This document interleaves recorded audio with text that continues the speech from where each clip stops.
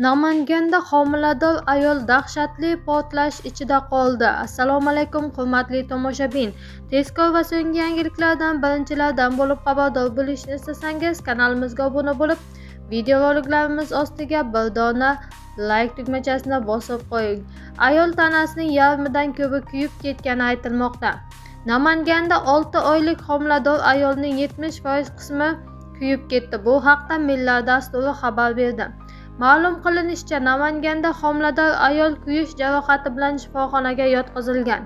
Ayol holatini quyidagicha izohladi: ovqat qilayotgan paytimda gaz ballon yonib ketdi. Bu holat plita va gaz ballon o'rtasida yuz berdi. So'ngra tezda qo'shnilarim shifoxonaga olib kelishdi. Farzandimni o'zim jarrohlik amaliyotisiz dunyoga keltirdim. Farzandim sog'lom, deydi jarohatlangan ayol. Shifokorning ma'lumot qilinishicha, ayol 70% kuyish jarohati bilan shifoxonaga kelgan. Ayol 35 haftalik homilador bo'lganligi uchun zudlik bilan ginekolog chaqirilgan. Hozirda ayol jarohatining 35% qismi bitish jarayonida. Butkul tuzalishi uchun 2 yil vaqt kerak ekan. Bolakayning ahvoli esa yaxshi, deydi shifokor.